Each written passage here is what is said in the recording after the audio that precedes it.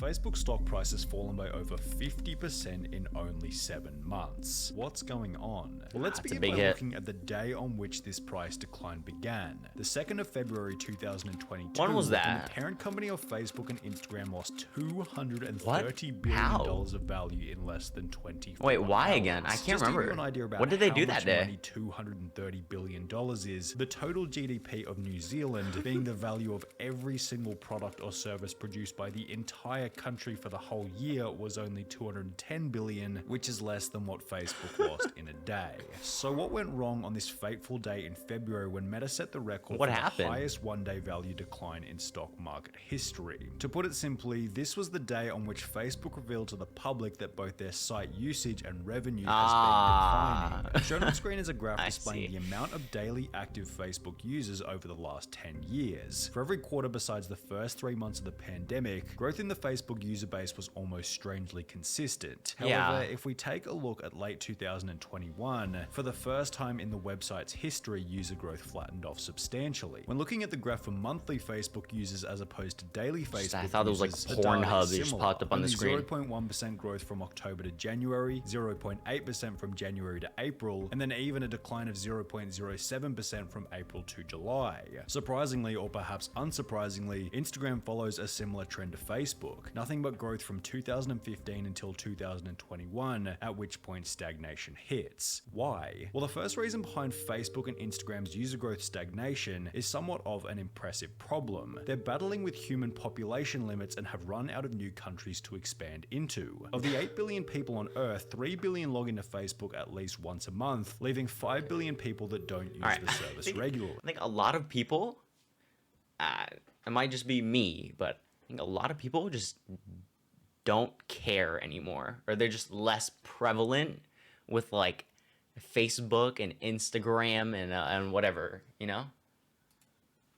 Of these 5 billion remaining, 1.7 billion live in countries such as China, Iran, and Russia, where Facebook and Instagram have been banned by the government. Oh yeah, that ban too. 3.3 billion who aren't using the service. According to an article written by the New York Times, another 3 billion do not use the internet at home or on their phones. I don't think anyone should have Facebook or Instagram. Countries, including Pakistan, Bangladesh, and Nigeria, a majority of people are not online. 99% of the time. 15% of the global population who are under the age of 10, making them too young to use social media at all, then pile on the hordes of people who have made a deliberate effort to boycott social media altogether, Facebook and Instagram's problem becomes obvious. They're running out of humans. In an article written by Time titled Inside Facebook's Plan to Wire the World, it explains how Zuckerberg is working to literally provide the entire third world with the internet because it's now the only way that Meta can reach new people. Connecting the entire world wouldn't actually literally be possible unless everybody in the world were on the internet. So Zuckerberg has decided to make sure everybody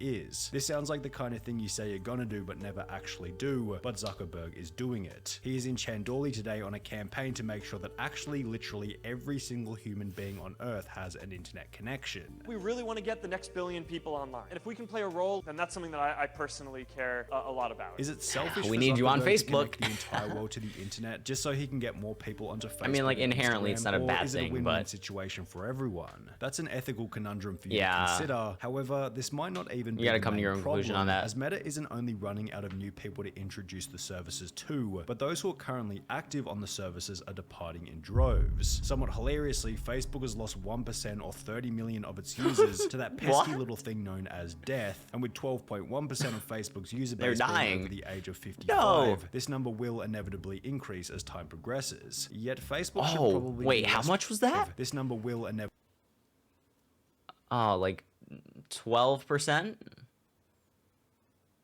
Are between 55 and up?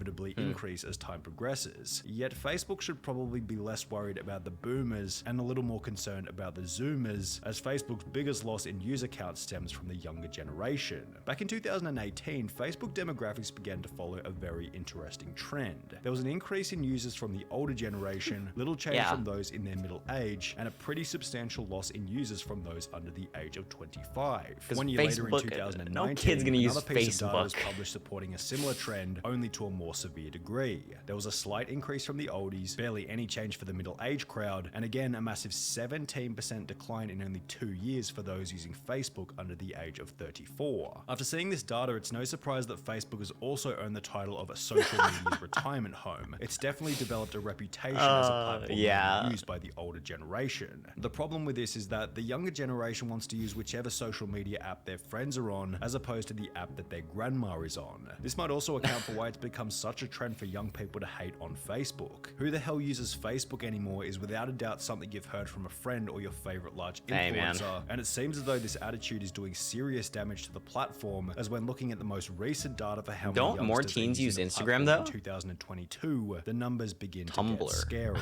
When US teens were surveyed in 2014 to 2015, 71% said that they used Facebook at all. However, over the last 7 years, this number has more than halved to only 32% recently, representing the biggest decline out of any social media platform. And when looking a little closer at the graph displayed on screen, the reason becomes pretty damn obvious: competition. Teens just don't find value in Facebook anymore. There are now well over 5 strongly positioned social media platforms to endlessly scroll through. Well, they just didn't implement themselves that well. Nor prioritize our relationship with all of them. For the sake of time and sanity, people have to eliminate platforms that begin to lack a value-add incentive. Facebook, which teens often associate with their parents, has little to offer Gen Z. Zuckerberg himself even echoed this sentiment. When Meta's stock price began to decline 7 months ago, he stated that they were facing unprecedented levels of competition and that people have a lot of choices for how they want to spend their time, and apps like TikTok are growing very quickly. Going back to the data, we can see that the Gen Z big 4 social media platforms are Snapchat at number 4, Instagram at number 3, social TikTok media at number 2, and YouTube way out in front with over 95%. I don't know if I consider it social media. When examining each of these big 4 platforms, the value they add or the edge that they have is obvious. YouTube long-form video, TikTok short-form video, Instagram images and photography, Snapchat photo messaging. Even Twitter has a discernible edge as a platform for those who want to follow politics and the celebrity world. However, when looking at Facebook, the value it adds or the edge that it has isn't all that obvious. The general vibe that Facebook gives is that it's a watered-down, weaker version of the 4 most popular apps combined, and it's diversified to the point where rather than being strong in one area, it's just kind of weak in all areas. When Facebook's stock price began to decline 7 months ago, Zuckerberg announced that their focus was going to be on short-form video, but it's obvious that the Facebook algorithm is poor in comparison to YouTube and TikTok, and what's the point in going on Facebook to see your friends' photos when they're posted to Instagram anyway? Facebook definitely has a bit of an edge with Messenger, but this is still in very close competition with Snapchat, Instagram, Twitter, and good old-fashioned text message. Perhaps this is also why Zuckerberg has started to put his focus and $10 billion in the Metaverse. He understands that Facebook's edge lies in providing the best circumstances for online social interaction,